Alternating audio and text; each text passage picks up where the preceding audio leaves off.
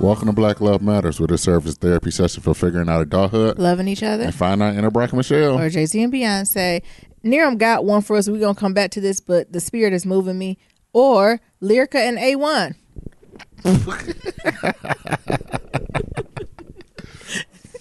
Did y'all see Love and Hip? I'm obsessed with Love and Hip Hop Hollywood, y'all. Like, it's like the olden days. It's like the olden days of Love and Hip Hop. I'm obsessed with Lyrica, with A1, with A1 Mama, with that red suit shaped up like a Teletubby. I'm obsessed when she threw that Jiffy mitts on him. But we won't do that. We'll get a little bit more focused, right? Mm-hmm.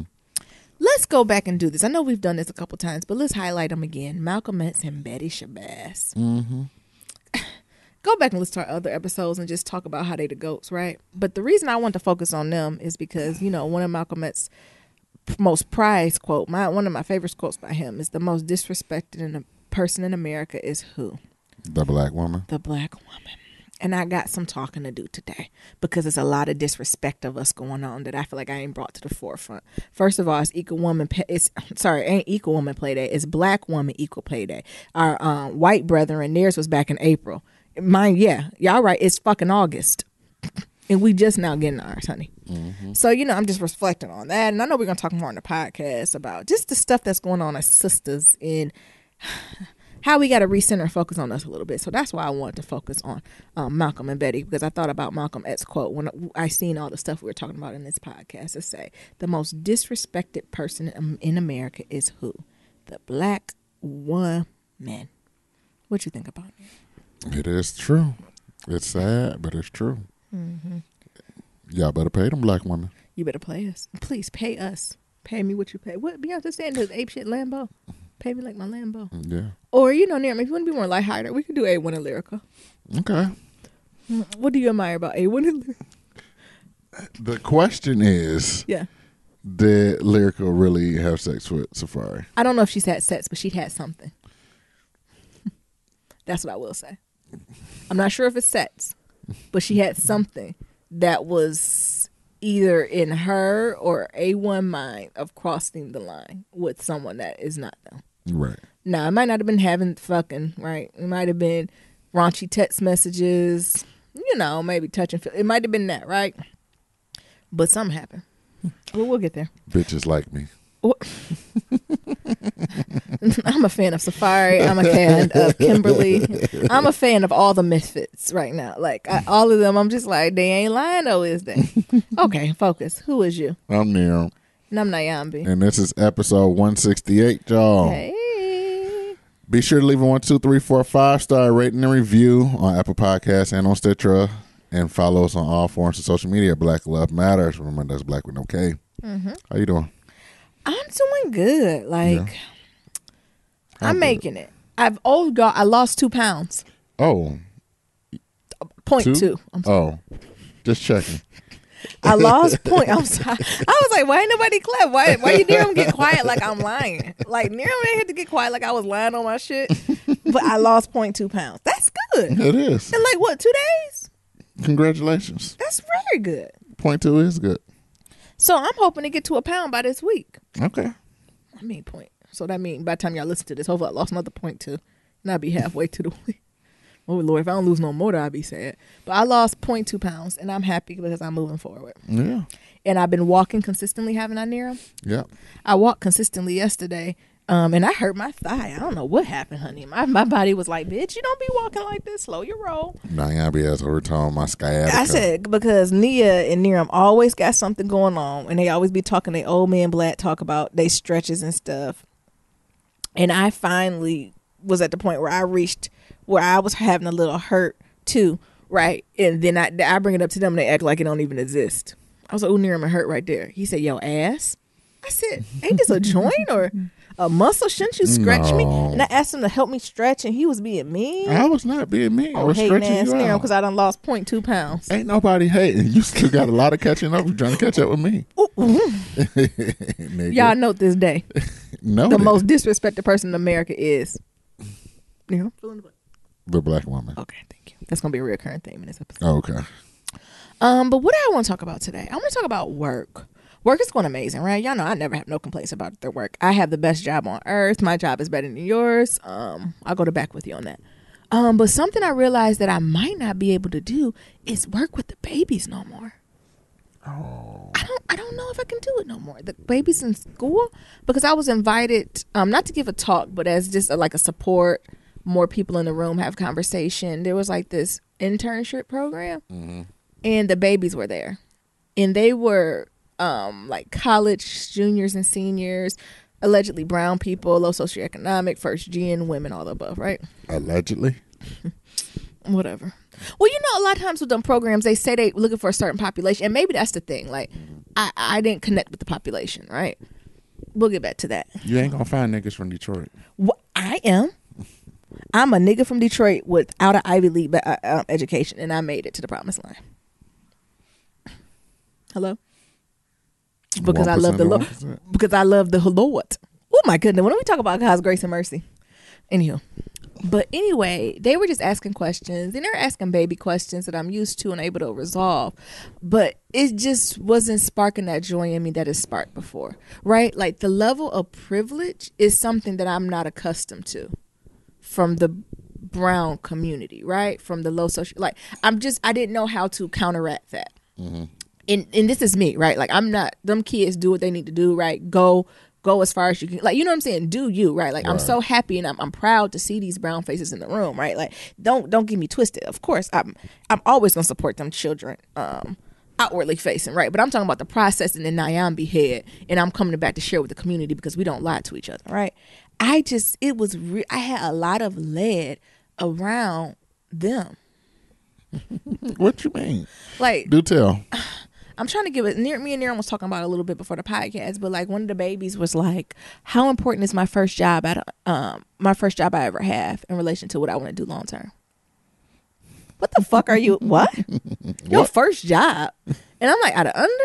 What? Because even low key, high key, even that don't fucking matter. Right? That doesn't fucking matter. No. But I had a place of privilege, like where a privilege that I couldn't even connect to, right? Because I'm like, well, what was my first fucking job? Motherfucking Tubby Submarines. Submarines? What the fuck? Oh, not Niram's one of them. What is it called? Tubby Subs. Oh. Submarines? Submarines? And that's a word. Submarines. Submarines. Jesus, that DPS. Tubby's, which is a sub place. In cutting up tomatoes, making sandwiches. Shout out to the bacon cheddar ranch crew. Y'all know who y'all is. Like, that was my first job, making $5.50 an hour. So I can't even tell you how your first job, right? Because how you connect the dots between Tubby's and Colonizer Valley, right? Like that just don't. What the fuck are you like? You know, I didn't say this to them, right? You know, I had to touch by white hands, Nyambi. I had to give them an answer. And it was an authentic answer to say, you know, of course, go for your bliss. Go for your dream job. Go for those stretch opportunities, too. But even the thing is, sometimes we don't even have the privilege to take the chance to go apply to somewhere else, right? Because you got to do something when you graduate. Exactly. You have to be guaranteed a job. Because a lot of times, these big companies and these dream jobs, they make you work for their ass for free. Right. Or as an intern for 4 years. With no money. Right. But the idea is if you intern for 4 years, the outcome will be you getting this job. Right. But some people don't even have the privilege to wait that out. Like some people don't have the privilege to go somewhere for 4 years and just immerse themselves in the company culture. So it was just like, what? I mean, the advice I gave them is, you know, of course, go for your job. Go for what you go for. Like, don't, you know, dull your life for anyone, right? But when I think about first jobs, it's not necessarily about getting the biggest and the baddest job. It's actually what the people do for it. I use the example of folks who are like valedictorians in high school and shit. Like I was like, what would you recommend a high school person to do? Like if they don't get in their top college, do you tell them not to go to college? And the people, then I argue, and then the people who did get into top colleges, not all of them succeed. No. Right? And then there's some folks who went to fucking community college and done lapped all of y'all. Like, so but I was like, what does this have in common, right? I think it's more about the personal development, right? It's about developing that personal grit. It's about developing that personal resilience. It's about building your network. It's about figuring out your philosophy. It's about figuring out what you're going to do, honing in on your critical thinking skills, getting an awareness of the landscape and the culture and the next steps you want to go. That's what's going to make you successful for your next move in your first job, not what job you get. Like, and a lot of times I would argue you need to take a job based on the development that's available. Right? It might pay a little bit less, but if they give you room for autonomy and growth and mentorship, you need to take that job over that high paying job over there who's going to treat you like trash. And you're going to be gone in the first 18 months anyway because somebody done mumbled nigga under their breath or told you to go get some coffee or mistaken you for the janitor.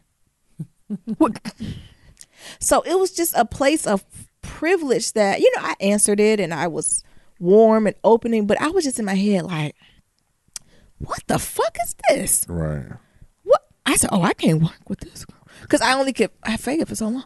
Right, exactly. So that's the thing. That's a but I only things. can fake it before I say, shut up, get out my face. Shit. Go fucking take the GRE and score high. Like, I'm from the group who can't take standardized tests, honey. We get anxiety. Right. We be failing it. I failed a GRE. Exactly. What you think, Daryl? Couple things. Well, I think about the person who was voted most likely to succeed. They in jail doing a bid. Did you say doing a bid? They doing Shut a bid. up. I was voted most likely to nothing in high school. I ain't get on none of them lists, honey. They in jail doing a bid. Did you say they in the bid? They was most likely, honey. Right. Come on. To succeed in jail, I guess. Yeah. And then the other thing is, hell, my first job, I was only getting $5.15 an hour. $5.15 an hour. Shit, I remember $10 an hour was a come up. Something, right? It was a come up for $10 an hour. Shout out to all y'all who remember that. Come on. And I think about, like, now that I'm older, it's so much more about the long game. Yes. Than the short game. I couldn't put words to it before. I always, my prayer was, and I think y'all even heard me say it on the podcast, Lord, please just don't let me peak too late in life. Mm-hmm. Let me still be going up. Let me still every year be like, that was even a better one. Like, right. Thank you, Jesus. It was getting better and better, right? But I think in, layman's term, it's playing the long game. Really play the long game instead of trying to achieve. And then I kind of got on like, what is the rush to achieve what? Like I always say, going back to my higher training, what's the purpose of graduating in 3 years with 14 double minors sits under minors in this? For fucking what? I keep going to get back out to at 19 or 20 and for them to offer you $15 an hour because you don't got no life experience. To get out 3.5 years instead of 4.5. What's the purpose? All your friends still there. What, you gonna go home and look at your mama? Right. For what? What is this race? Race to fucking what? Like I remember somebody else said they weren't thinking about a PhD in economics, but they didn't know if they can dedicate 7 years of their life to that. I said, what the fuck else you doing? All right. And not that it's gonna be the only thing, but 7 years gonna come and go. You can either have PhD or not. And that's the thing.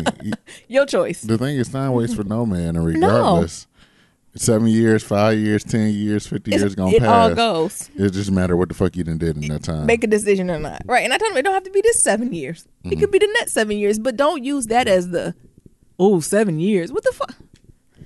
A year is a year, a day is a day. Like it's all the same, right? Unless you say life moves on. Don't you reflect now on undergrad on, oh my goodness, it was going slow and it's 4 years. I need to hurry up and graduate. For what? Mm-hmm. Actually, I wish I took 5 years. Shit, I think the niggas who had the most fun was the niggas that was there on their 8th year. He might be pushing it, but I'm saying like taking an extra year usually it's that year because you're at that point. A lot of folks, first gen students, like working or maybe you had to retake a class, right? And you trying to take all these summer classes and shit. Like, yeah, fucking relax. Take 12 credit hours. Yeah, because it's fucking easy. I think that's one of the things. I think I regret it from undergrad, like not staying that extra year because I graduated undergrad with the bare minimum, 2.49. Yeah. I didn't graduate with that, but I was in the 3s. Niggas still got 2 masters, but what you saying? And that's another word, right? And there's some people with 4.0s that don't got a job. But I don't know. It was kind of a wake up call to me to be like, because a lot of people are like, oh, Nayambi, this is kind of your genius song. You're really good at that. But I'm navigating if it's just something I'm good at or if that's truly my genius zone. I don't know. Because I was just sitting in that room like, I can't. I just want to walk. I just want to flip the table. But as Niram says, I work better with misfits. You do? And I probably, because I'm a misfit. So that's probably why. Why you say that, Niram? Do you want to flesh that out or no? Because I think, you're very anti-culture when it comes to work. What you mean anti-culture? You are. In life, you're very traditionalist. You like traditional culture and try to like create all types of traditions and things of that sort. Yes, I do. But at work, you're anti-culture. And I think that's mainly because in the working space is white. Yeah. So by you being anti-culture, you be anti-white.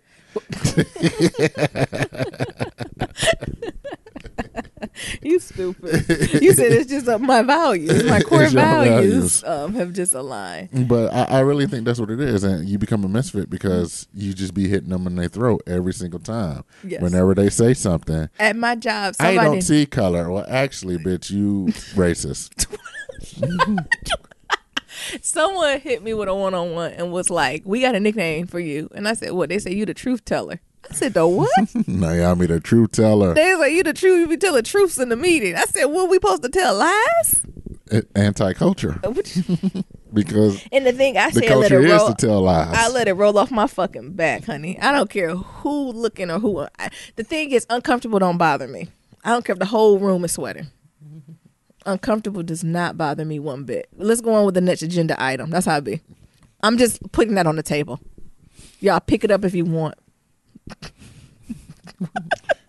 And the thing is, we out here, they be picking it up and want to dig deep. Yeah, and I dive with them. We go as deep as we'll go. Was it 2,000 leagues under the sea? Where you want to go? And then next thing you know, I'm sorry, but I have biases. Thank you for showing them to me. You're welcome. And I think I'm racist. Probably. That's the thing out here. Like, people are much more transparent in that. They was like, I didn't. What I did, this was very, very racist, and I said, yes, it was. Like, they don't come to me to get caught up. It's some people that go to get caught up, but I'm like, yeah, it was racist. And I have no feedback. I don't have any. I don't tell you how to change it. I don't. It's racist, yo. Yeah. All right. The next thing. So I don't know if I can work with the children. Like, it's that even I remember being in my professional career, I used to talk with like some faculty members in different departments as I was thinking about like my PhD and what route to go with that. They were like, Nyambi, have you ever thought about working with high achieving people of color? No. And they were like, and I had to check them. They was like, well, do you identify as that population? Abso-fucking not. No. I can't even say it. Absolutely not. No. I'm not. I had to bust my ass. Like, when I think of high achieving people of color or high achievers, right? So that category, those are the people who are naturally smart, who naturally can look at something, get it, keep it moving, right? They kind of Rain Man on this shit, right? I need a kid I can cuss out. Like, they're reading Baldwin at 4, right? You know what I'm saying? Like, I really didn't understand Baldwin till like the end of my senior year in college, like damn near grown, right? You know what I'm saying? Like, I had to work at understanding, thick academic reading. I had to work on my quant and qualitative analysis. I had to work on that, right? That's not something that just came naturally. And just because I did it, right, and I had resilience, that don't mean I was a high achieving. Like, you know what I'm saying? Like, I'm an achiever, but just naturally high achieving? No. If you just took my baseline, but I'm failing. If I didn't study, if I didn't have a mom who was on my head, I'd be fucked. I think I shared it with y'all. I think it was middle school. Like, I was a C student. And that was just me performing. Like, if I didn't study, just kind of came. I was a C student. But then something happened, and Mama Nyambi was like, hey, sis, do you like college? I said, yeah, that sounds good. Well, not with these C-ass grades. What?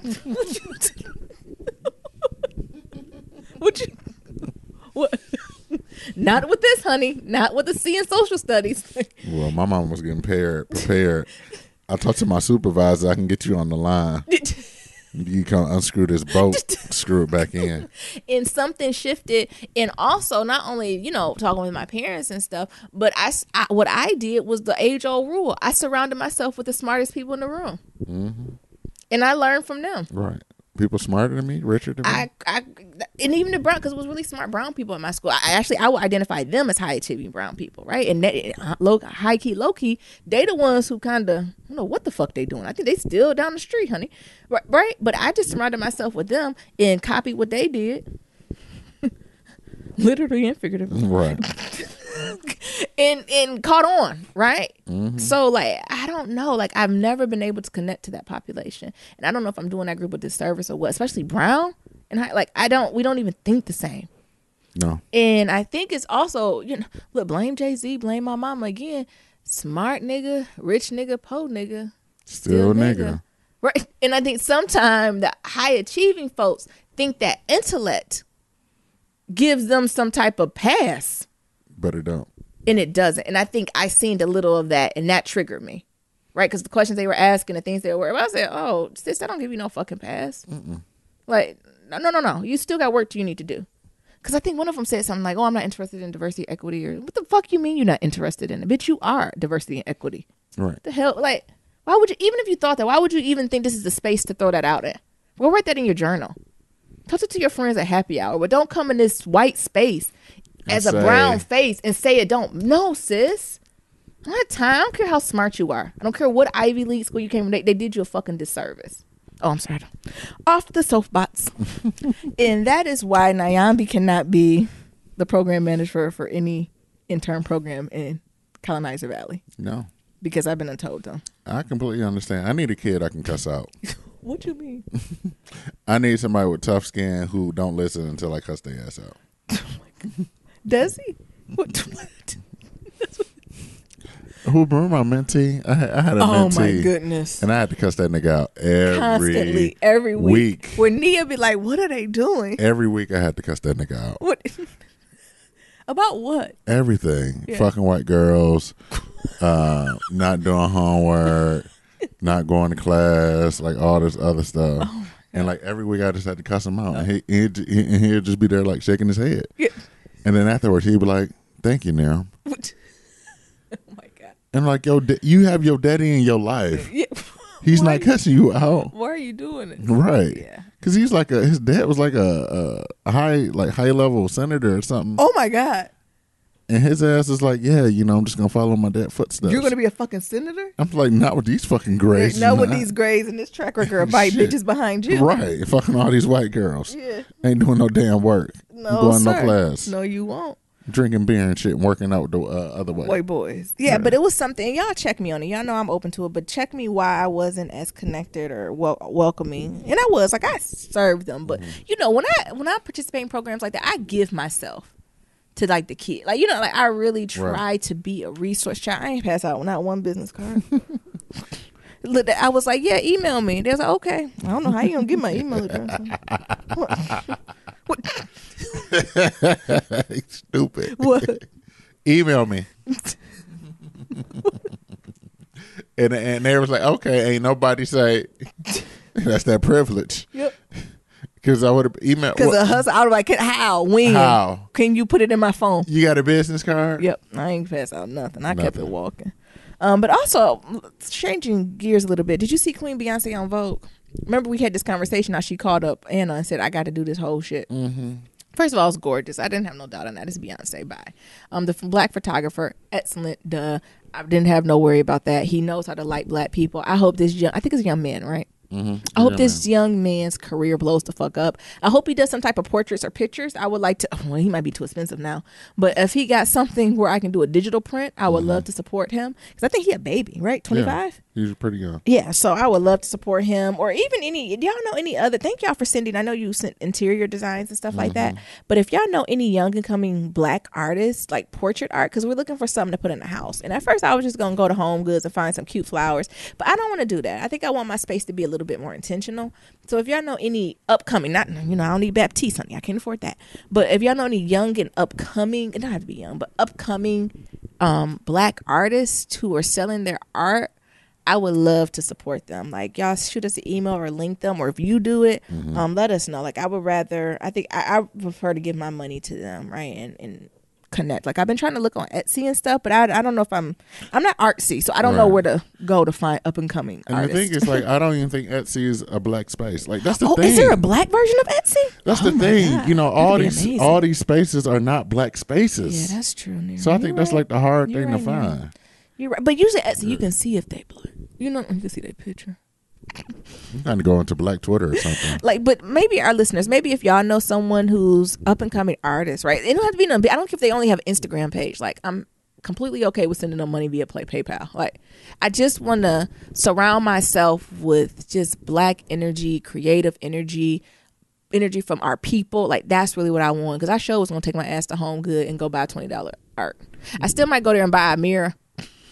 But as far as art, especially when I'm thinking of we decorating our office and our bedroom, I really want those to be spaces of, like, I don't know, black creativity, black solstice. You know, our living room, I'm more flexible, right? Because we have people coming and going. But I'm really trying to make it intentional for actually 3 places. So our office, our bathroom, and our bedroom to be like tranquil spaces. So bathroom and bedroom is like, I want it to be so tranquil and so low key. And I want my office to be a space of black creativity.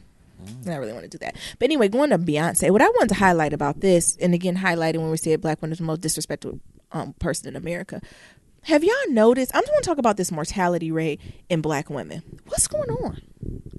So I think about Beyonce and I think about Serena, who are filthy rich black women. And they still had these traumatic near-death experiences at birth. What's going on?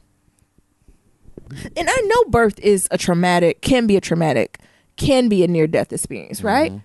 But why is it happening at such high rates for black women? And this is not something Naomi's projecting, right? This is what the statistics say. The mortality rate for black women in comparison to all other races, white, Latino, it doesn't matter, Asian, we're the highest mortality rate. And now this is the one y'all have to check me on. It's either New York or New Jersey has the highest. New York. Period. New York. I read that somewhere. What's going on? That's something to be said. And I just appreciated Beyonce bringing that up front to be like, this was hard. Mm-hmm. I was in NICU. The babies was in NICU. I was in danger. Everybody was in danger. Like, you know, she gave a shout out to Jay for stepping in. Mm-hmm. But like, any nurses out there, can y'all help me? I might have to have Nia do some work. You know, he had a background in the public health area, right? But this is something that is sincerely, like, it was on my radar, but it's something I really need to dive into and I need to be an advocate and ally for, right? Yeah. Not only because I'm a black woman myself and hope to give birth one day, but also I have friends, like, this is serious. It is. Very this is about the population, the continuation, look, I'm acting like a white supremacist, of our race, right? Like, this is a problem. And why is it just being brushed under the rug? Because I feel like if it was white women going through this, it wouldn't be brushed under the rug. It'd be an epidemic. But us, it's just like, oh, they right. Babies and these black women and black babies just dying. It's just, high blood pressure. What? Right. Like, I thought even Beyonce looked swollen. Like, a lot of that toxemia, I think that's what's called. Like, that's been rampant in black. Like, what is going on? Is it the trauma? Is it the epigenetics? All the stuff that's going on? Like, what is something to this and no one's researching it? Oh, my God. That's something. It is. And it pissed me off. And it bothered me. I don't know. Naram, you had thoughts on that? No, it bothers me. Because like I said, we potentially going to have a kid too. Yeah. And I don't want you to go through that shit. Yeah. Or just the trauma. Yeah. Right? Okay, so we're talking about, Serena, Beyonce, or the women who have like these near-death experience where it's like emergency C-section. Like you have the C-section and you or this baby end, right? Right. Right now. No choice, right? But I'm even talking to the women who just have horrible experiences while giving birth. Right now that makes me think, what is the care that black women are getting when they're in the maternity wards? How are their nurses treating them? Right. Are they still paying attention to them in the same manner as they do other women when they talk about pain? And I'm not just talking about contractions. We know a baby about to come out your vajayjay, right? We know that's going to be painful, right? But if a black woman is saying like, no, there's something else going on, I'm feeling another pain that does not feel normal, are they being taken seriously? Right. Or are they being like, well, it's pregnancy shit? You know what I'm saying? And that's something that could be triggering of something. Now my head's spinning. How are doctors treating them? Are they doing the appropriate test as they're coming in, for their check-ins, right? And that goes back again. That's why it's so important. Like I always, y'all know I tease when I have my brown baby, right? I want to be surrounded by a community of Black women. When I have my baby, I don't want to be in isolation. Not only when the baby is born, but when I'm pregnant, right? Because you can't trust just these doctors and nurses to do it, right? Sure I need a community of support in a Black women who've had babies, who ain't had babies, right? To be asking me and to be my advocate. To be like, Nyambi, did you ask the doctor or the midwife about X, Y, and Z? Like, that's why this is so important. And this is why we got to come in ranks. Like, we got to take care of each other and stop doing shit in isolation. Right? Like, maybe that's just me, because I keep telling folks, when I get pregnant, everyone's going to know. We're going to have a whole segment. We might have to do another episode and just talk about being Black and pregnant. Right. That's going to be the segment. It's just going to be Black and pregnant. And I'm going to come in every week and tell y'all what the fuck is going on. And we're going to exchange advice. And then when I had a baby, we're going to continue on. Right. Call it Mama Nyambi. And we're going to talk about that. Like, and I don't know, maybe I'm just not invited into those spaces, and those spaces exist, but it's just important to me, right? It just has to be more communal. And I don't know why it's hidden, right? You know, I shouldn't have got to this age. Like, I just think about even the healing after childbirth. Right. And as I'm getting older, I'm learning more and more and more. And be like, holy shit. The best y'all bitches can do is freeze a glove and put it in y'all cooch. Nigga, that's the remedy? Not on my watch. All this technology and all y'all can do is get a glove. Where's the advocates? Where's the women in STEM? Is somebody like, that's the stuff. And right now, I know we're in our cruise, right? But it's just like, Jesus. And no shade to that. I know it works beautifully, right? But there has to be other ways. Do y'all like them mesh underwear they're giving you? Is there ways we can revamp this? If I'm having problems lactating, what are some natural remedies to help get that flowing? What tea? It's a tea. You know, I ain't Jamaican, but you know, the Jamaicans believe it's a tea for everything. Yeah, it is. Like, that's the type of stuff I just want us to be, you know, and this is Black, white, us women in this community of care. Like, don't be in isolation, because I'm not going to be in isolation. So either my friends around me going to hate me, or I got to find another group of friends. So tell me more about these mesh panties. What shit? Because there's a lot of shit going on. It's a lot of water-like substance. Mesh. Google mesh. So they can just put it on you. Nobody wants your Victoria's own giving birth. Mesh panties. Because you're bloating, you decrease, and you got to be able to put pads in it. Like, you got to be able to make moves with. It's like a big diaper. That's what it is. Mesh panties. It's a breathable diaper. It's like my workout shorts, but made out of panties. No, it ain't that, honey. I mean, but why can't it be, right? Mm-hmm. Is it quick giant workout shorts? That's what I'm saying. I don't even think them mesh panties is wick. Oh. Like, it's not even wicking material. Like, did you pull it up here? Yes. Do you see what I'm saying? Interesting. Like, that don't even look that comfortable. They got our whole ass out. So I don't know. This just led me to think, like, we just have to come together as women of color, and lock in ranks. Right? Like, I don't know. I know I was on my soapbox. I'm just staying on this. Now I'll be on a soapbox. Oh, wait a minute. Oh, you done found the real ones? Jesus. Yeah. Nerum found the mesh panties. What the fuck is that? Exactly. It's because it's bleeding and discharge. That's what it's supposed to help with, right? But is this the most effective product? That's what I'm saying. God damn. Do they just rip them on off you? So you can if need be. Oh. So, like, this is what I'm talking about. Like, and Nerum, you don't even know about this stuff, no, right? I ain't know about so no damn mesh panty. The men into this conversation and the pre-work that has to be done, and right. I don't know. It's a lot. What the fuck is this? Nerum is not going down a rabbit hole of postpartum recovery.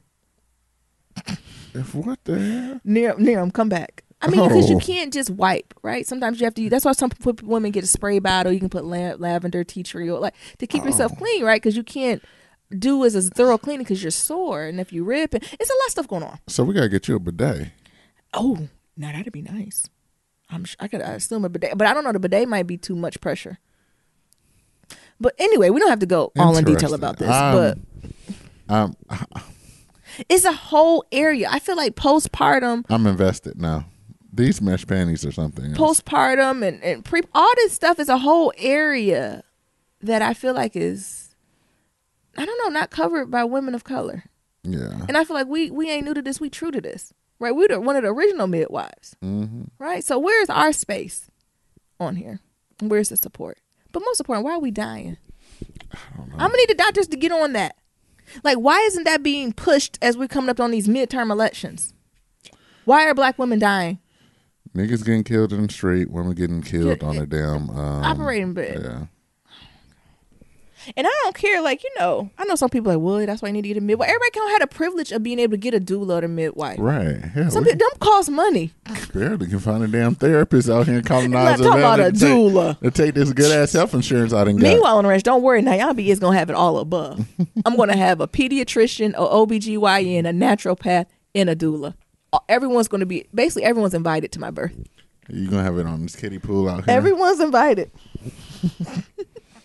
I am not a private person. Everyone's invited to my birth. It's going to be good. It's going to be lit. Right? Meanwhile on the ranch, you got white women talking about they have orgasmic births. This bitch is busting a nut and I'm dying? What is the discrepancy? What?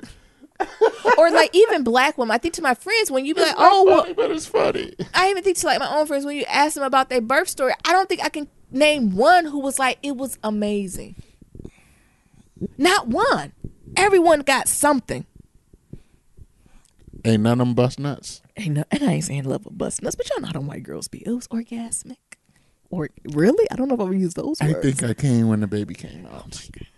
What? What does this mean? What? And that's extreme, right? But like I even think to my friends, I can't think of one of them that, and I'm not saying it's got to be raindrops, unicorns, ghost drops, right? But who said that, okay, yes, it was painful, but my experience in the hospital was calming. My nurses took really good care of me. My doctor was there for me, right? Me and my husband or whoever my partner was, or whoever I had this baby with, or whoever my community of support, we were all there after my baby. Like that's the stuff, like you don't really hear that. Like it's always something motherfucker tried it, like like that. And why is that there? Because that adds nothing but extra tension, right? So maybe I can change the game, right? I ain't saying it in this thing. I'm not trying to like, okay, it's gonna be painful, but right, did all the other stuff online, right? I'm shocking, very shocking. What's the most shocking thing? Look at niggas. Oh, I'm shocked. Niggas can't even take no gas, let alone giving chopper. What is it? I think the most shocking thing I've learned during this whole rant is what? These disposable mesh panties. Why are you in shock about those? Because I ain't know. I thought y'all just put on some regular panties. And then low key, looking at them, I don't know, sis, are these flexible for our booties and our thighs, or it be cutting your circulation off? I don't know. Do you see what I'm saying? But I don't even know if that's even big enough for black woman ass. That's what I was saying. Because can't get that over my ass. This might be stretchy. I don't know. I don't know. I'm off my tangent and I'm off my check-in. Neeram, how is you? I'm doing good. I am going down a rabbit. I can't compete with that. It's Black Woman Equal Pay Day, so I'm respect the black woman. And let the black woman, because y'all better pay them black women. Yeah. Because black women are gonna be the one that's gonna take over the world and make it a better place. Yeah. Because I don't know if niggas can do it. They can't. No. Niggas can't clean their booty. Never mind. To get their ass ate. That's what you was about to say. And that's for them. Is that what you was about to say? I don't know if that was the ad lib. Nope. But come on, they can't even do that. I'm just going and back that's for their pleasure. I'm just going back to the who eating ass episode. My parents still be bringing up segments for that. Old nasty niggas eating ass. Yeah, I see y'all like that in the porn conversation. We got to talk more sexual positive, right? We grown. We can talk about sex. If they like the lick booty, you can lick the booty. Come on.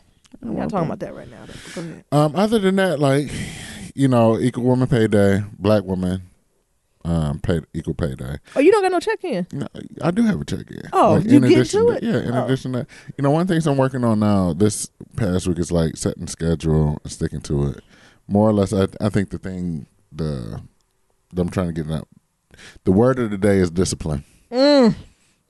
Nyambis. So setting a schedule, doing it, and getting us hustle up. I think discipline and consistency. Yeah. Consistency. I think with the big move, I think that was one of the main things that I'm kind of struggling with. Okay. Is discipline. And I'm starting to get back into it. Running, it's the first step. You know, me getting my ass up and putting these miles in, especially since NYC is like less than 90 days away. Yes, you told us.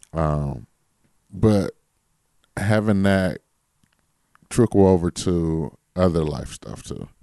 So like, you know, me and Naomi had our talk or whatever. Like, do I need to be spending the whole day applying for 20 jobs a day or whatever? Yeah. But also just trying to figure out like how to set that schedule up and stick to it and stick that regimen. Because I would even argue like, okay, you're paying your 20 jobs a day. Y'all know I do believe I'm being a hustle up, right? But by job 11 on that day, is it going to be the same quality as job 1? Mm-hmm. Where you could have just applied for 5 to 6, or I say even lower than that, 2 to 3 a day, high quality, focused in, not only applying for jobs, but sending emails, making a connect, and do that 3 to 4 times a week and have strong applications and still having that extra time to do other things that please you instead of applying for 100 jobs. Okay, right? Like, so. I think eventually you're going to get a hit, just law of averages, right? Right. But I don't know. I think we're just at the point now where I think you could be a little bit more intentional. Now, 6 months from now, I might be like, nah, 20 jobs a day. Like, you know, we got to get job, right? But I think we have a couple more months where I'm like, okay, do a little bit of both. And you have the freedom too. Yeah, so just working on that and just trying to get that under handle. I think that's more or less what I got going on in my life. Gotcha. Yeah. Nice. You want to do some pillow talk? Of course. All right. What you want to talk about? Oh, Niram keep bringing up this black woman. Well, tell us about Black Women's Equal Pay Day, Niram. Because Niram keep making sure we know. Because y'all better pay them black women. I'm glad I didn't even know. Because if I knew, I would have went to work and announced it. Because the most disrespected person in America is the black woman. The black woman. I got to get that shirt. So. And wear it into a staff meeting and see what it is. I just got to make sure y'all niggas know. Yeah. Because it almost slipped by me. It slipped by Nyambi. Because I surely would have made an announcement in every meeting I was in. What? You should. They'd be like, Nyambi, got any updates? Yes. Nothing. Just it's Black Women's Equal Pay Day. I wonder what my upper level manager was like, this bitch again. They might go on my employee fight. What's this hoe? Why she keep mentioning this shit? But in all seriousness, it is. You know, it's Black Women Equal Pay Day. Yeah. It's all about giving the sisters equal pay for equal work. And can we just note that the Women's Equal Pay Day was back in April. Yeah. And yes, it is August now. And we are just getting our due. So what was it, January 1st? That's when white men made their dollar, right? Yeah. But we got to work all these extra months, so through August, to make equivalent what they made last year. Mm-hmm. So now we just hit equivalent what they made by the first of last year. Right. Now we starting behind. More than half the damn year is over. Yeah. Jesus. And that's fucked up. Negotiate. Get your money. Get your time off. Get your stocks. Yeah. Get all that shit. So a study by the Institute for Women Policy Research says that Black women make 38% less than white men and 21% less than white women. Yeah. So, you know, it's all for a change. You know, you had your people, you know, your Sheryl Sandbergs. Lean in and some bitch, I don't know. Leaning in and saying like. Actually, Lean In, I'm not going to hate. That was a decent book. If y'all looking for a little inspiration as a woman, go ahead and get that Sheryl Sandberg Lean In. And also her book on resilience was lit. So I can't even be too disrespectful. It was pretty lit. So, you know, she said the pay gap that facing black women is an urgent problem. Come on. You know, and there's huge financial implications for millions of families. Yep. And it signals something deeply wrong in our economy. And we need to address the gender and racial equalities to give rise to this imbalance and create a workspace where everyone's labor is valued and everyone is treated with respect. Yeah. And everyone has an equal shot at success. Yeah. Yeah. It's crazy, right? So they say on average... a black woman on average will have to work 19 months roughly to make what a white man making in 1 year. Yeah. I know. 19 months. That. God damn. That's what I said. Even we ain't gonna talk about the black men. You know, Niram just came by that. But yeah, y'all make more than us too. I know. I think y'all only a few months behind the white man. But that's still you few months behind them. Mm-hmm. Yeah. So, you know, I did a little researching. Oh, well, tell us the research. I got a couple fun facts. Well, oh my it's not God. fun, but Jesus. 5 unfun facts. Blah. 5 unfun facts. And so black women are paid 63 cents for every dollar the white man make. Yeah.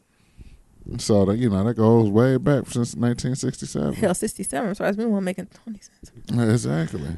Oh, is it 20 cents? Oh, Lord. Yeah, that's what it says. I knew it. By 15, the gap has narrowed by 20 Jesus. cents. Yeah. Oh, my God. What's the next unfun fact? Unfun fact, equal pay was the law in America for years. Ooh. So before the Civil Rights Act of 1964, employers in many states were legally allowed to do it. Discriminate against race, sex, all the above. All the above. Hell, a lot of people people are still discriminating on sexual orientation. Exactly. Which is, yep. Third unfun fact: black mothers tend to bring home the bacon. Mm-hmm. And so it was reported by the National Partnership for Women and Families. Reports that 80% of black mothers earn the highest income in their household. Come on. So they get paid the less and they the highest income. They're the breadwinner. That's crazy. Naomi the breadwinner right I now. am the breadwinner. But believe I negotiated. She bringing home that bacon. Honey. But even where I work with, maybe not enough. They say where black women, the fourth unfun fact is where black women make up the majority of the workforce, they receive less pay. Duh. Yeah. So this is similar to 98% of black women voting for Hillary, yet still ending up with 45. Black women comprise a percentage of teachers, counselors, and social workers, but make less than their non-Hispanic male counterparts in the same field. Yeah. And then, the fifth unfun fact is that the struggle isn't widely known. People do not realize this at all. No. I even think white men, I don't really think unless they are in HR and comps, they don't even know. Because they talk so freely about what they make and how they make that they don't even know. So, right, but the thing is they ain't doing shit to change it. So a survey from SurveyMonkey and the National Urban League reports that half in America even knows that... They don't even know. Right. That there's a financial disparity between black women and white men. It's crazy, right? I know I was working with Nia and a few other folks. We might have to link this article where they were saying how black women's net worth is $5.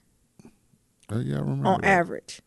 The net worth of black women is $5 because they're invested in so many other people, right? They're paying back loans. They're taking care of baby. They're taking care of baby daddy. They're taking care of mama. They're taking care of all these people that is no space for it, right? Like this, and this is a broader conversation. So we're talking about equal pay day when you're negotiating for a job, but also why you have to ask for, sometimes you might have to ask for a raise. Yeah. Right. And having, I don't know, with the confidence, the efficacy, or just the know-withal to know that that's not out of pocket for you to ask for extra money. Right. Too. So I know another thing we were talking about in my group that I had to call folks out for is we do kind of, reviews, right? And we review every 3 or so months. But at the end of all these reviews, that goes into bonuses and stuff. And you have to be able to highlight yourself in a way to show that you get a bonus, because all bonuses are merit related. But if you don't show the merit you've done, you're not going to get it. Right. So that's even a conversation. That's a new kitchen table talk that I'm going to let y'all know how I go once I go through it, is how do you even negotiate for your bonus and your next raise? Right. How do you go to your boss and say, I did X, Y, and Z. This is the impact of it. This is the scale of it. And I need more money. And I need this money. Right? So that's not something that's taught. I even see the group, because I oversee this other group of folks that are kind of in the same position that I am. And what they kept saying, and not that I'm the most confident in it, but they was like, well, I don't know how to brag on myself. I don't know if that sounds good. And I'm thinking, hey, sis, you got to get your fucking money. Right. How you think this company got where they ain't brag on their stuff? So it's something that's the homework of the week. Get comfortable with bragging on yourself, right? Write a list of your accomplishments as you go. When you're meeting with your manager, when you meet them one-on-one, first of all, you should have some type of agenda. If you don't have some type of agenda or minutes, you need to be keeping a one-to-one document of all the things you're working on, the next steps, how it's scaled, you need to be keeping track of all that. So when your end of the year review comes, you able to line it up for them, right? Because so a good supervisor should keep track of this, right? Or at least ask you for your input. But if not, you able to already provide the information there for them, right? oh, like that's a whole different area that I didn't even realize that I was missing, because coming from academia, it's really not, it's no area for that. Like, you don't go and be like, oh, I want a raise. Like, that ain't how it works, right? Because it's unionized. Like, it's usually a raise schedule every so many years, and some discretion of the manager of who they can give these to. But like, I'm not in academia. Like, I'm in tech, right, and corporate, where you get your raise when you ask for it. Like, and we can give it to you at any moment, in any dollar frame or any percentage, right? So I have to work on educating myself on being strategic and how to ask for that, and what's the norm around that. Right. And basically, how do you sell yourself, right? How do you boast about yourself? Yeah. How do you relentlessly kind of brag on yourself? And there's this... And I was talking with a group of white folks. When they were talking with the intern, they was like, well, in your interview, you need to relentlessly brag on yourself. Yes. And when you think you did enough, you ain't doing enough. You ain't doing enough. And so I think of how many people of color, first gen women, who we just don't, because we think that's not being humble. Right. That's not being this or that. But that's what folks are looking for. And I had to check myself too, even when I interview. I remember running down my credentials, honey. Yeah. Unconsciously. I can't wait to do mine. I remember running down what I did, how I did, the changes I made, and all the influence and the impacts. Don't get me wrong. This ain't none of my past supervisors told me. This ain't none of my past colleagues told me. This is what the fuck I told my goddamn self. Mm-hmm. These are statistics and numbers. I done created my damn self. Right? So that's a different level of it. Like, I was doing a little bit, and I'm sure I didn't do as good as I should have. Right? But unconsciously saying, oh, shit. Like, that's the stuff I need to know to transition to the next level. Mm-hmm. I'm going to break the ceiling for us, y'all. And I'm going to tell y'all all the damn secrets. All of them. Mm-hmm. There's this good article on Medium. Mm-hmm. It's called The Art of Asking, or How to Ask and Get What You Want. Yeah. And if you don't ask, the answer's already. Yeah, you have to ask, right? Or this is assumption if you ask for a raise or something that they just going to fire you. Mm-hmm. I don't know where they do that. Like, I would never think that's the assumption. No. Like, no. So, if anything, I think then that got your manager or boss on like, oh wait, like, oh, they want something or something's going on, right? Or if not, you're going to get the fuck out. Yeah, exactly. So a couple things they just say up in here is like, first you need to know what you want, because sometimes you don't even know. So doing research and even asking around and having those conversations. Yeah. I know most jobs now these days, they don't penalize you for like asking. Because remember, that used to like be a your thing. coworkers how much they make and things of that sort. I remember that being such a thing. Well, don't ask your coworkers what you make and don't share what you make. Well, they don't want your dumb ass to do it because you're not. Because you ain't getting paid enough. Or all y'all getting underpaid. Right. So I think that's interesting. And I would love to get to a place where, evidently not having it posted on the wall, but somewhere you can just go and just see. I mean, that's like a lot of public higher institutions do that, but still that number be off. That number ain't real because they have all other stuff tied into that too. So that number's still not as clear. Give you a ballpark, but not the straight up answer. Mm-hmm. The next one is ground yourself in why you're doing what you're doing. Yeah. So start from the heart, before you ask others to rejoin and respond. Mm-hmm.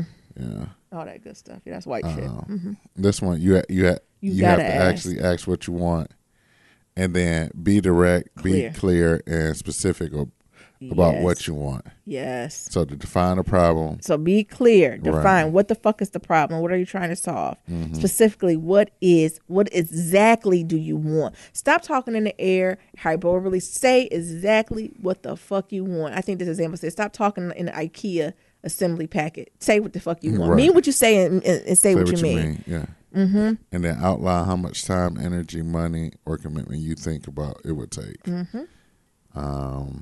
And then be selective and target about who you want to ask. Yeah.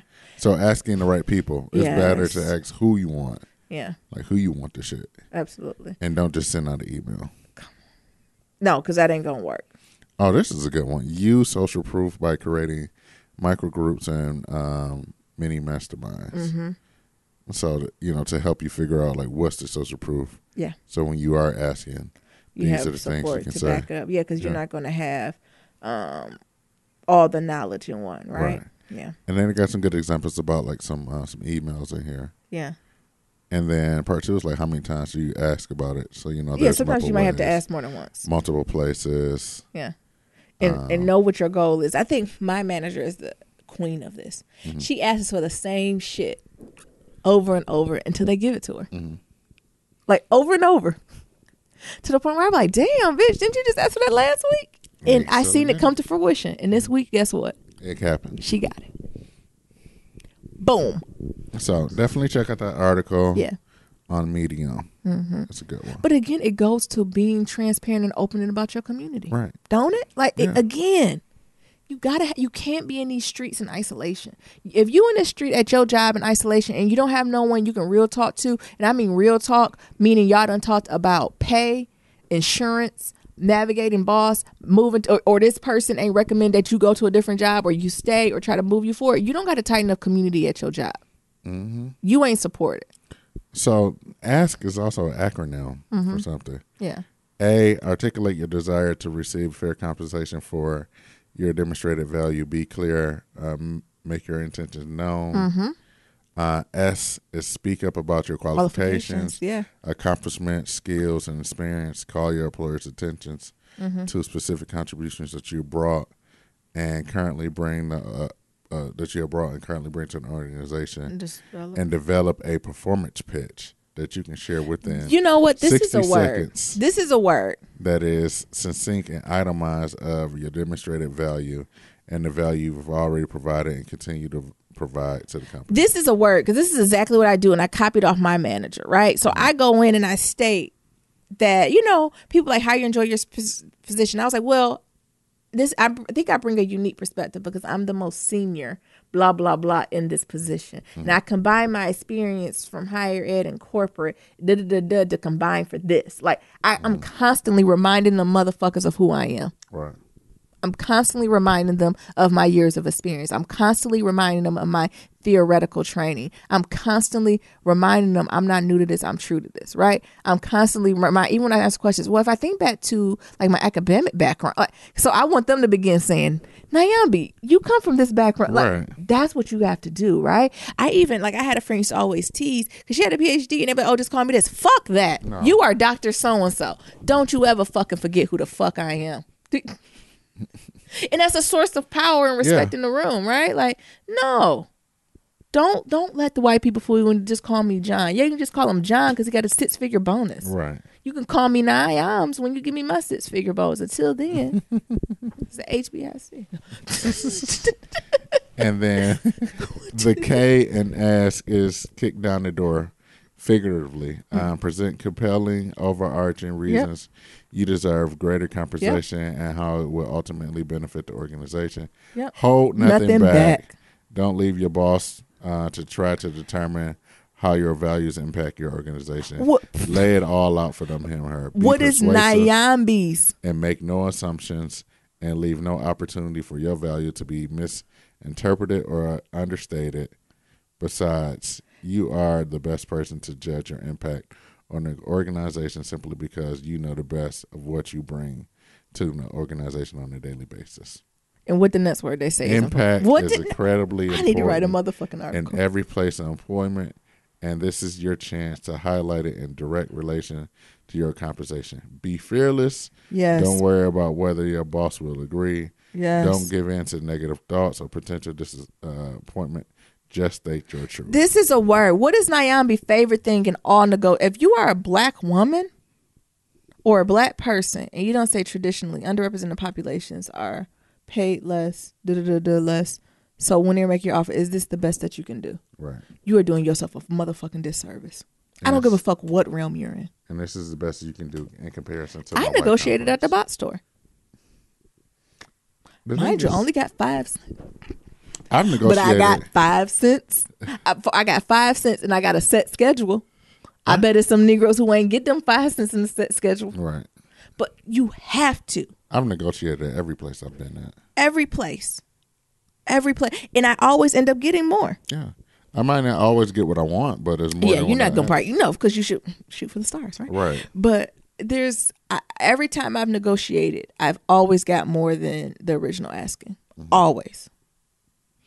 Now, mind you, there's levels to it. Bot store is 5 cents, right? Maybe 10. Right. Was it 5 or 10? I don't know. It was 15. more. Oh, it was 15? Mm-hmm.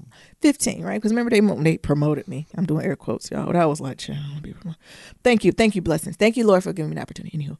But like, even for that, and that's a very corporate structure, like super corporate. Mm-hmm. And I'm low on the ladder, right? Like low. Store level low. Right. And I still negotiated. every area you go in, you need to negotiate. And I think I like what they say when that aligns with your values, right? So you already know what the fuck I stand. So don't come with the bullshit. Right.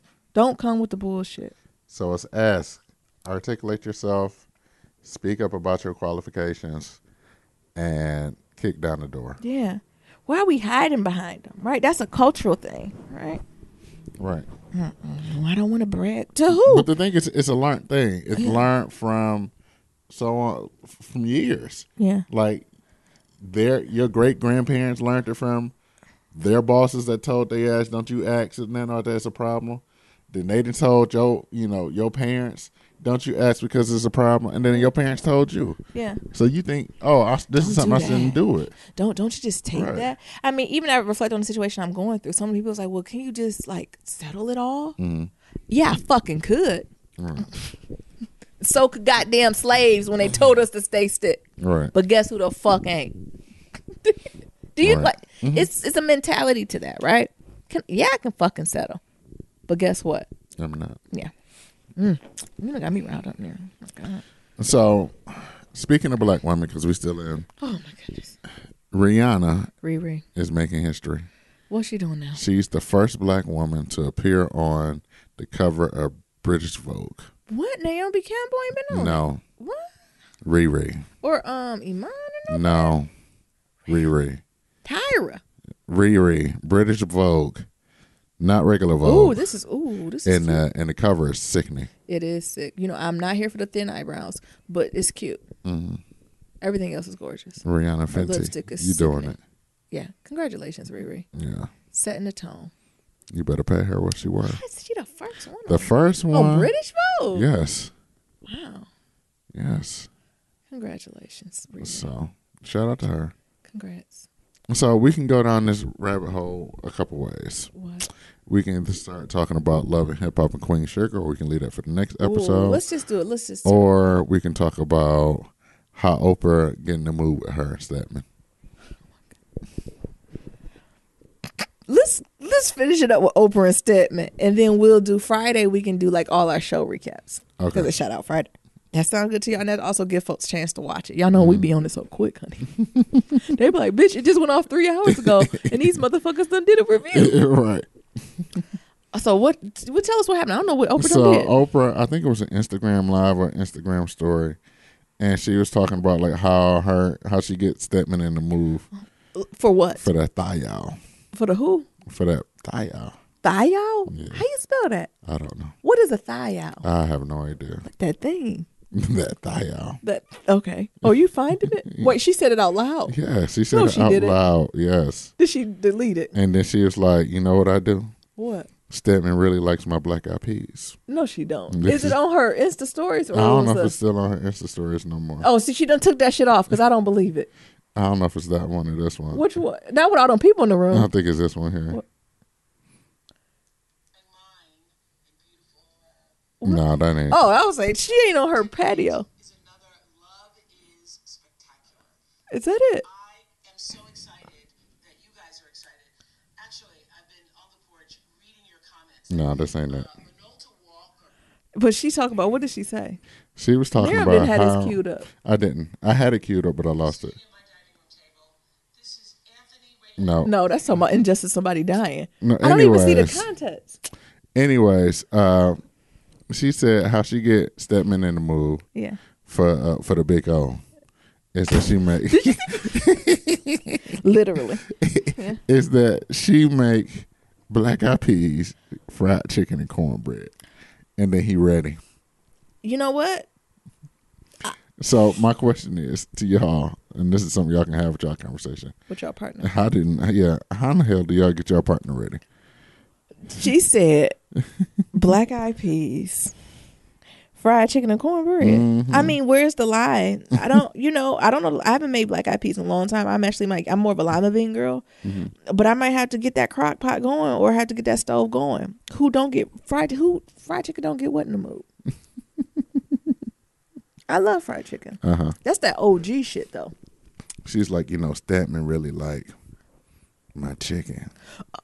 It's hard for me to even picture Oprah frying chicken, but how I get Stedman in the move. I mean, it's the way. I know they say the way to a man's heart is through a stomach. I think that's to anybody, right? He's delighted with anything I make.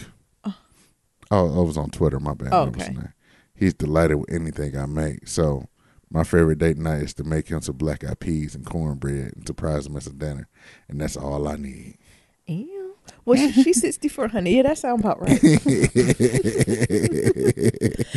I mean, is this her? Yeah, I think this is it. Oh, you got to turn it up so they can hear it.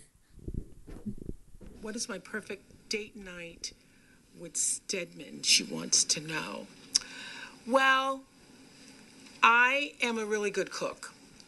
And the wonderful thing about Stedman is, in all the years that I've been cooking for him, Rachel, no matter what it is, even if it's a piece of toast. Like the other day I made an English muffin, and he's like, "Where did you get this English muffin?" And I'm like, "It's an English muffin." So he is delighted with anything that I make. So my favorite date night is to make him black-eyed peas and cornbread as a surprise for dinner. And then it's on the popper. Honey, hush. That's all you need. Little black-eyed peas, cornbread. That's it. Perfect date night. Me cooking, and then it's on. Oh, you should see her shaking her head like, yeah. Why did I want her to say that in Sophia voice? Just some black-eyed peas and some cornbread. And she over there shaking some cornbread and I can't even say that properly. Black-eyed peas and a little cornbread. She said after Stedman eat that. I mean, is that a lie though? Who don't like a good meal cooked for you, right? It's something about that. I think that Nova said that in Queen Sugar, made with our hands. Like someone making you just some of your favorite food, or just home cooked stew, boiled food that take all day. The house smell good, right? Then you just bring it to you, eat. You get the itis, right? And you know when they do that good type of loving, right? It ain't all that jackrabbit. Like it's quick. It's when you just lean on each other and rub on each other. What you talking about? Stedman eating Oprah ass after them black eyed peas and cornbread. And they just go to sleep, right? It's something endearing about that. It's sometimes I think it's even fancier. I think as we get older in our relationship too, Nero, I think we used to be really hung out on like going out to eat fancy restaurants. And don't get me wrong, we like good shit and good restaurants. But some of our better date nights have been home. Would you say have been when we at home and we fry some? Neram's signature that I like for me is you like my fried chicken, but you know what you kept bringing up? I think we're gonna do it this weekend. You like a fried what? Pork chop. Oh, he about to jump out his seat. Baby, if you make me a fried pork chop, I'm gonna have to pull a Stedman on you. I'm gonna make you a fried pork chop this weekend. Fried pork chop, little cabbage, little cornbread, a little macaroni and cheese, yam on the side. You know, I like a variety of flavors. I think I'm supposed to be losing weight. That's the problem. You can have it for that one day. That's gonna be the only thing I can eat.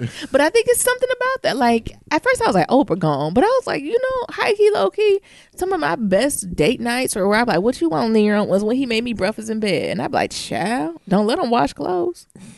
It's on and popping, right? I think it goes to love language too, right? I think we talked about love languages. If your love language is like acts of kindness or words of affirmation, and when your partner hit it, they hit it.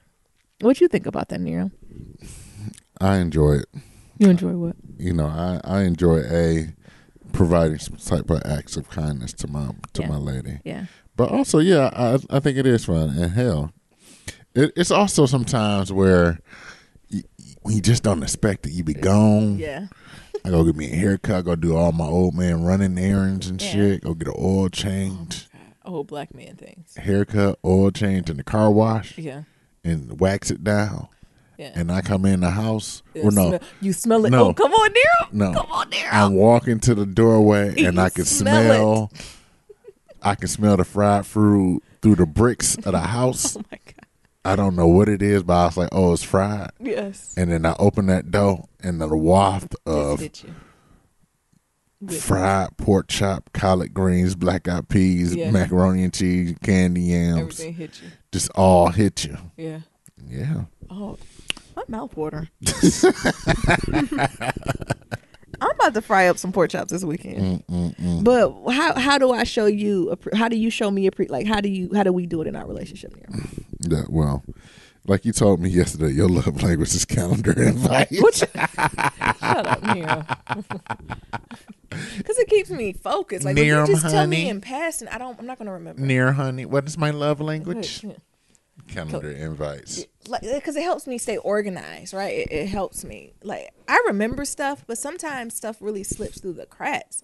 And they're like, we doing this. I said, do I got a calendar invite for that? Well, I sent you 3 of them today, so. Oh, really? I haven't even looked at them. Oh, see? Okay. What's up?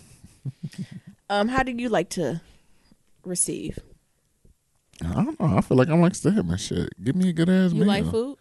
Give me a good meal. Cook me something. Or just kick it. Like, I'm simple. No, I wouldn't say that. Well, You very particular. well, I am. You know, good carrot cake. Yeah. You know, I love me some carrot cake. Yeah. I What think about you? I'm actions, right? I'm quality time. Y'all should check out the 5 love language. I think we did a 5 love language episode, didn't we? Yeah, I And think if so. we didn't, maybe we should do one. So Yeah. when I think about the 5 love languages, I'm not really big on words of affirmation. That don't really mean too much, but quality time is important to me. Mm-hmm.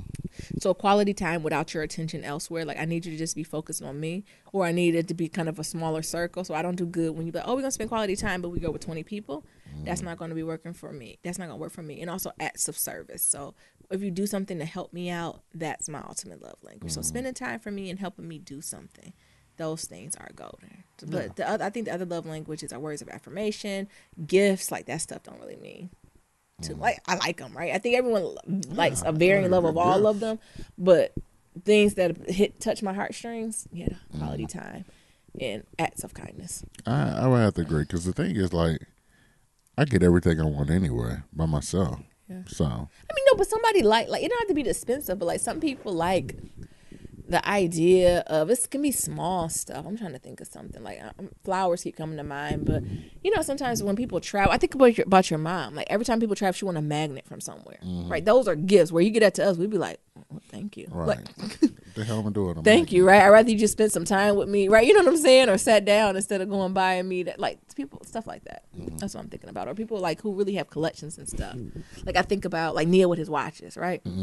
So if we go somewhere special and they specialize in pocket watch, like that's something would mean a lot to him. Where if you give me a pocket watch, I'm like, well, thank What you. am I do with that? Thank you. Like, you know, stuff like that. Yeah. Alrighty. I just thought that was interesting and cute. It is. And something to wrap it up. So y'all let us know what is your partner's, you know, what y'all do to get your partner in the mood. But no, I don't feel like we still didn't answer that. That's what we show affirmation and love. But what do you do to get me? Is there something you do to be like, all right, let me get her? No, how about this? How about you tell me what I've done to you lately? Lately? Or no, just period. Oh, okay. Because lately, I don't know. That's a hard one. Oh, I haven't done anything lately. I know Nerum going to be wanting something when he be getting his little Trader Joe flowers. What? I'm like, here he go with these flowers. He must want something. Because I know how you like dead flowers, so I'm trying to bring you some. And I can tell because you don't be trying. I feel like it done rolled around the back of your truck. And he just like, here they go. I'm like, why they leaning?